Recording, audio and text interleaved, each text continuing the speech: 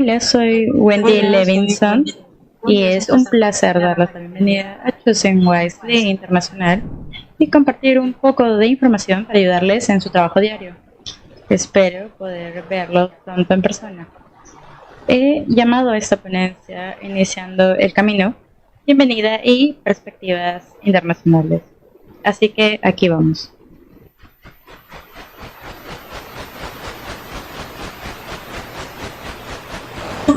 Así que en Canadá, haré muchas referencias a Canadá porque llevamos 11 años en este proceso, pero quiero darles una idea de qué nos ayudó a comenzar. Y realmente algo que nos ayudó fue poder usar datos canadienses. Utilizamos conjuntos de datos nacionales para examinar 8 indicadores de sobreuso y encontramos que hasta el 30% de las pruebas y tratamientos comunes no eran necesarios. Hicimos este estudio en 2017 y sirvió como base para poder iniciar esta conversación dentro de la comunidad médica. Repetimos este informe 5 años después y esta vez tuvimos 12 indicadores, algunos nuevos, y lo interesante fue que vimos mejoras en algunos de ellos, aunque todavía existía mucho sobreuso. Así que este informe sobre uso de pruebas y tratamiento en Canadá fue la base para poder comunicar a nuestros colegas, a otras personas y hospitales que teníamos un problema en Canadá. Aquí hay 3 de los indicadores solo para darles una idea. Apuesto a que muchos también son ciertos en sus países. En este informe, en el 2022, 1 de cada 12 personas mayores de 65 años usaba benzodiazepinas y otros sedantes. Es un número muy alto, porque sabemos que hacen más daño que beneficio. Además, entre los adultos mayores en residencias y centros de cuidados prolongados, 1 de cada 5, es decir, el 20%, estaba recibiendo medicamentos antipsicóticos nuevamente. Y los fármacos, estos causan mucho daño y era sin una indicación apropiada, es decir, no tenían trastorno bipolar, ni esquizofrenia, ni otra condición que justificara su uso. Otro de los 12 indicadores se refería a la artroscopía de rodilla en personas mayores de 60 años porque no cambia el manejo, y se observó que se realizaban muchos procedimientos innecesarios en personas que no lo necesitaban. Así que comenzamos este camino articulando claramente el problema del sobreuso.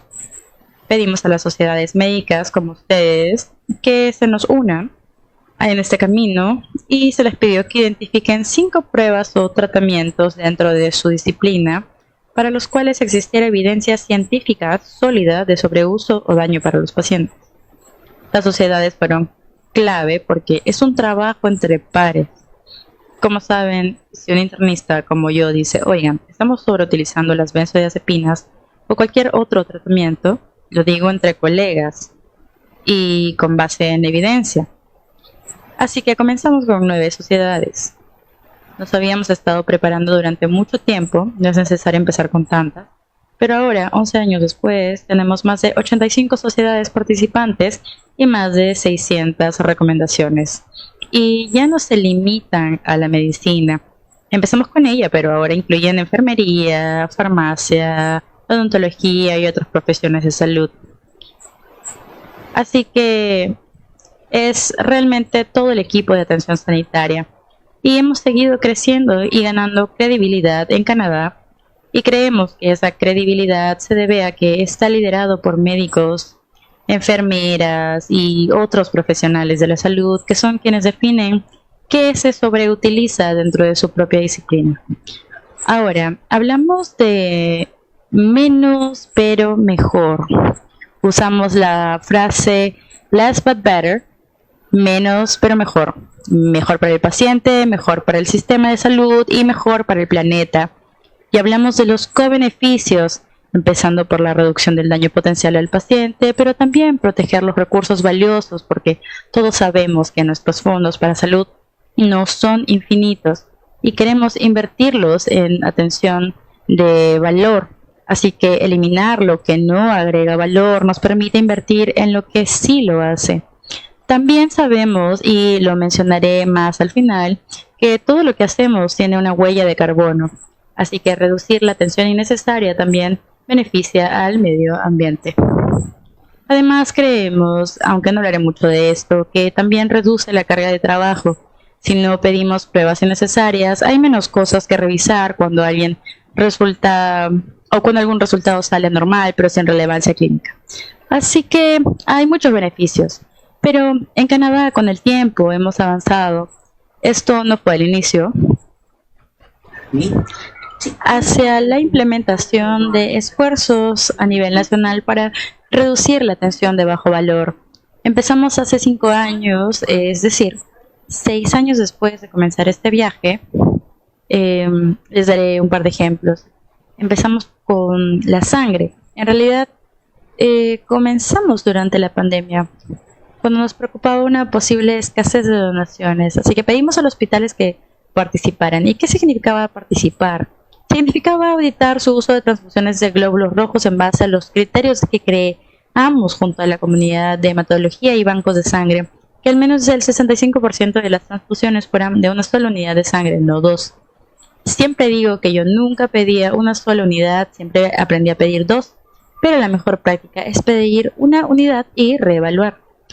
El segundo criterio era revisar la hemoglobina antes de la transfusión. Queríamos que el 80% tuviera una hemoglobina pretransfusión de 80 gramos o menos, porque la evidencia muestra que esto es razonable y evita daño al paciente. De esta manera se conserva el recurso valioso de la sangre y se adopta un enfoque más restrictivo con resultados igualmente buenos. Así que pedimos a los hospitales que hicieran auditorías. Si lograban cumplir y mantener esos criterios, podían ser reconocidos como hospitales using blood wisely, o sea, usando la sangre sabiamente, y los hospitales estaban muy interesados en obtener ese reconocimiento. Esto comenzó hace 5 años. Ahora tenemos casi 300 hospitales participando, lo que representa alrededor del 75 al 80% del suministro de sangre en Canadá, ya que los hospitales pequeños no realizan suficientes transfusiones para aplicar el programa. Hemos tenido una gran participación y creemos que está teniendo impacto. Según nuestras estimaciones, cada año se ahorran miles de unidades de sangre, aproximadamente 23 millones de dólares. Se evita una gran huella de carbono equivalente a 635 kilómetros recorridos de un automóvil y se ahorran alrededor de 700 días de trabajo de enfermería al año. Porque administrar transfusiones consume mucho tiempo. Además, claro, también se ahorra tiempo de laboratorio para el tipado y cruce de sangre. Sí. Creemos que cada gota cuenta y con este programa estamos preservando un recurso muy valioso. Aquí va un segundo ejemplo que se llama Using Labs Wisely, usando los laboratorios sabiamente. Sabemos que muchas pruebas de laboratorio se piden rutinariamente sin indicación, se piden todos los días en el hospital, muchos de nuestros pacientes se someten a análisis de sangre diarios, así que reunimos a hospitales interesados en un consorcio para aprender juntos.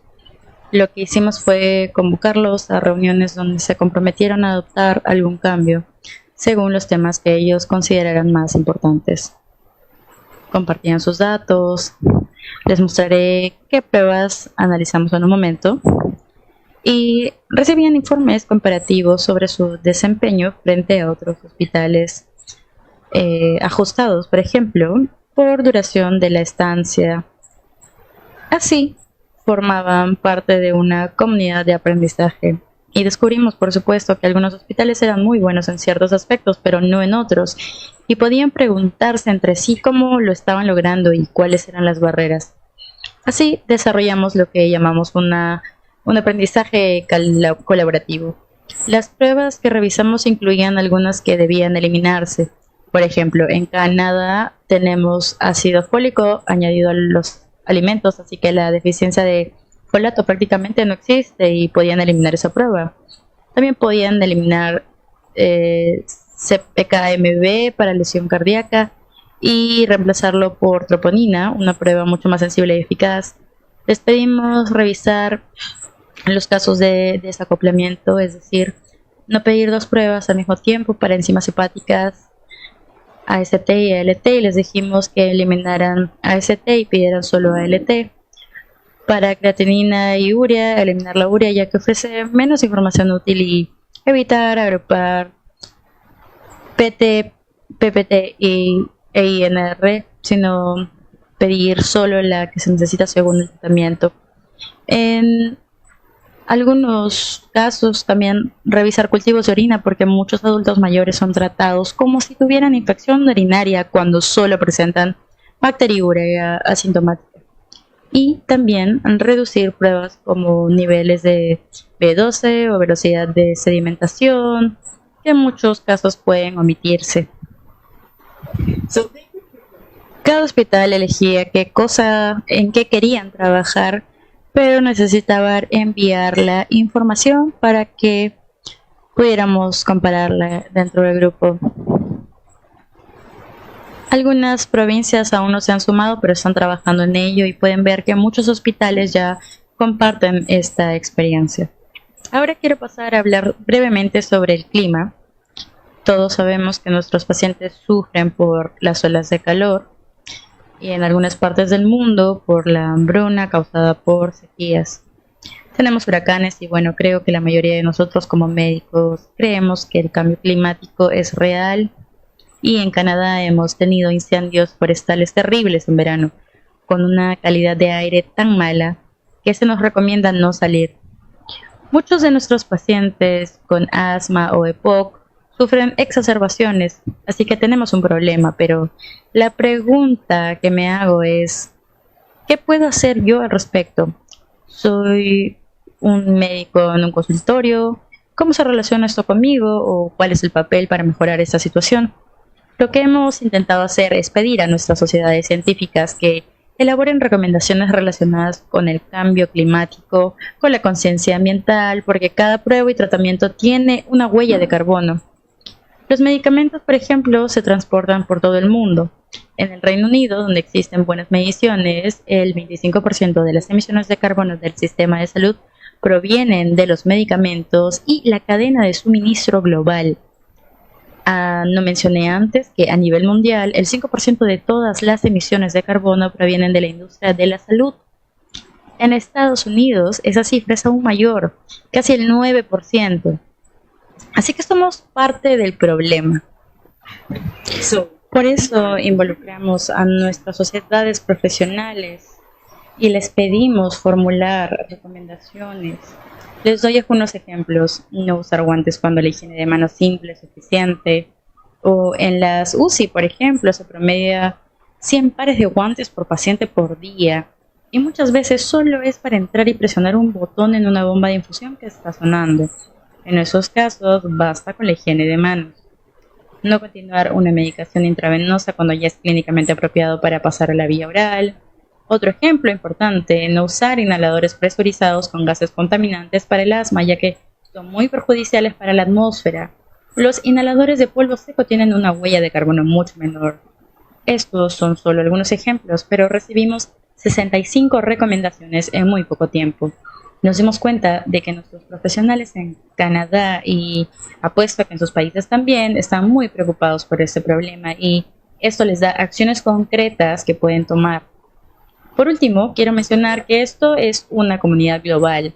La Organización de la Cooperación y el Desarrollo Económicos, la OCDE, con sede en Europa y algunos miembros en América Latina, Colombia por ejemplo, publicó hace algunos años un informe titulado Tackling Wasteful Spending in Healthcare, abordar el gasto ineficiente en salud. Ese informe compara los países entre sí.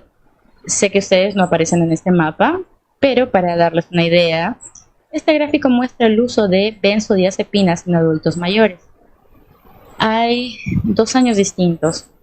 El color naranja más oscuro corresponde a 2011 y el más claro que ven por aquí corresponde al 2021, y lo que se observa es una gran variación en todo el mundo.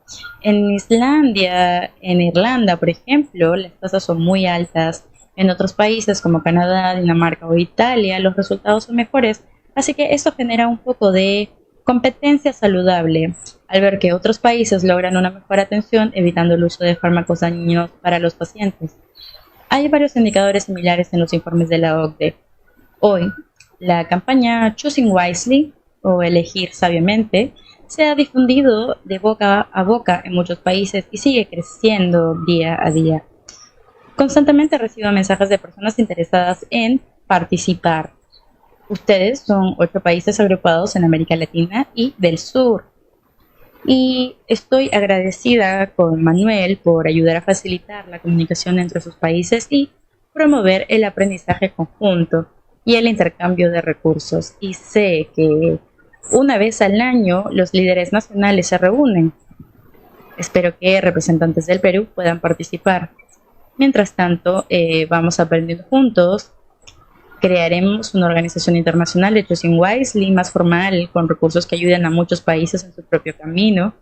Con esto cierro y les doy la bienvenida a la comunidad internacional de Choosing Wisely. Estoy completamente comprometida a ayudar a cada país y acompañarlos en este proceso. Eso no ocurre de noche a la mañana. Pero, en esencia, Choosing Wisely tiene sentido para nosotros como clínicos porque sabemos que muchas de las cosas que hacemos, muchos de los medicamentos que recetamos, no aportan valor a nuestros pacientes o incluso pueden causar daño. Y al reducir eso, obtenemos beneficios colaterales para nuestro sistema de salud y para el medio ambiente. Así que bienvenidos, que tengan un excelente día y espero poder conocerlos en persona.